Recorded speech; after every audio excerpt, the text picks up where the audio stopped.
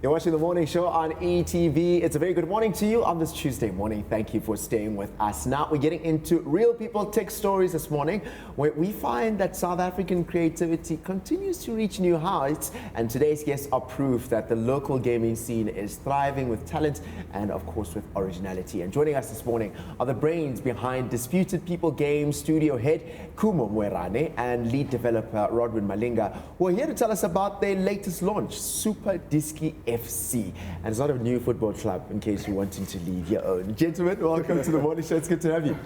Thank you. Good to be here. You know, when I think about the gaming scene, I'm always just so aware of how it's really alive and living constantly. And it's no longer limited to young people as what one would often think about, which is really incredible to see it living.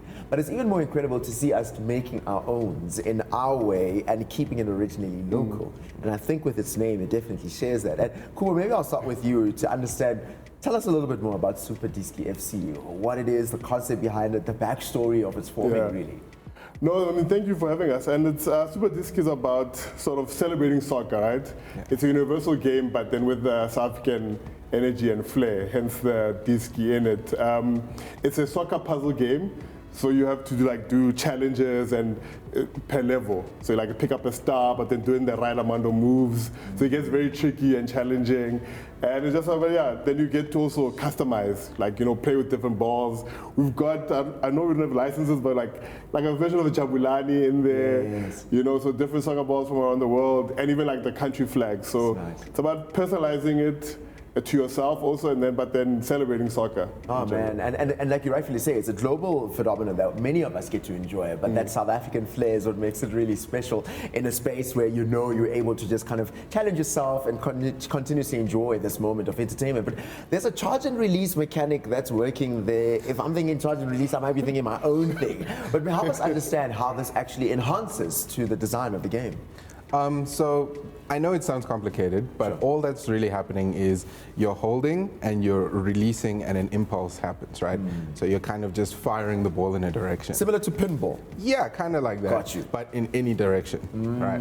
And the beauty of it there is that you're giving players control over this ball, even though it's really simple. And we've got a really cool feature in there for the very skilled players that if you tap the ball, it'll launch up into the air, and then you can do some really cool. Okay, yeah, that's pretty cool stuff. That's when you do the stuff you wish you could do with your body, but actually exactly. You can't. So you live vicariously through the game. But I have to ask the question, right? If I think game and diski or football, I'm always thinking it's just a game where you're just playing football.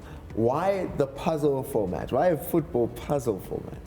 Look, I mean, for me, what I love about games is that thing of challenging people, making people think, right? So that's a puzzle element that comes in. So every time you play, it's not the same experience. Like you're saying, you can choose any direction. So do I want to hit it down, diagonally up? Do I go around the corner? Because then you got defenders who are in the way, trying to stop you from scoring. Then you got also your own players that you want to ricochet off them. So it's that energy of every gameplay, you're thinking. Yeah. The player is active and not just being passive in the experience. Yeah. I have to ask the question now in light of that, or who the game is designed for, because a part of me is feeling like, yes, that's my type of game right there. Challenge my mind, challenge my thinking. But I do know there's some kids that'll be like, oh man, that sounds really cool. Just being able to enjoy and try different things. Who's the game intended for? So let's start by saying that soccer is a really universal thing, and it is for everyone. But we have our own flavor of soccer in our country, which is diski, right? Yeah. Similarly, the games industry is meant to be for everyone. But it's taking time to spread to more people like us. It's right now for the default human, and we wanted to make a game that's not just for the default human, it's for everybody. Yeah. So we used diski and soccer to represent our culture, but not alienate anybody. So it's still for everybody. So anyone and everyone can be able to enjoy this. Okay, Yeah. I like that. So now I won't be judged if someone finds me sitting in a corner playing the game, which is really incredible. But I think, on the back of this, we're talking about the game, but it's backed by an organization and a team of people that are just committed to doing some innovative things and continuously push the marker of what's possible. And that's where we want to know more about Disputed People Games and really the ethos, the heart, the what drives that company of people to eventually form this. Tell us about that. No, I mean, it's like what Ron was saying, it's about really bringing gaming to South Africans, making it feel real to South Africans. So that's one of our core things at the company, making people and the continent feel like gaming belongs to them. So another big part of our company is like creating jobs. There's also a very small industry, right? So how do we make more opportunities for different voices to get into gaming so we can tell new stories? And so that's probably our biggest passions, telling the South African story globally and locally, but then also trying to help more voices come in. Yeah, and I think it's such a powerful thing, and it brings me to the question that I have for you, Ron, because I'm just like, man, the story that's been told is very important, but representation is just as important, and you're lead game designer, where you're ensuring that it looks like it. I mean, you were talking about Jabulani, and immediately, like in my head, I was gone way back, and it felt nostalgic. Tell us about how you incorporate ensuring that that story is told in the design, while still keeping a front with what tech is doing and keeping abreast that you're able to compete with many other games globally. So yeah, so I think when it comes to representation, right, it's not just about pandering to an audience and just putting things that might appeal to people, right? It's about real lived experience and knowing that even though this is for everyone, we have our specific taste. Right, so there are specific balls in the game or specific cosmetics in the game that have names that are South African, which won't alienate anybody because they still look like, you know, normal soccer cosmetics.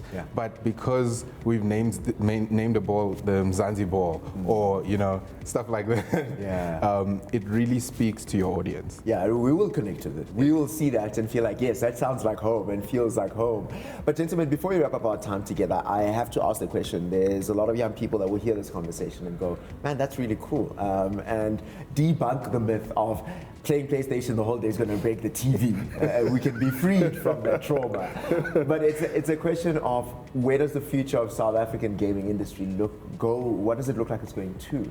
And being in the industry, where do you hope that it will go as an industry here in South Africa?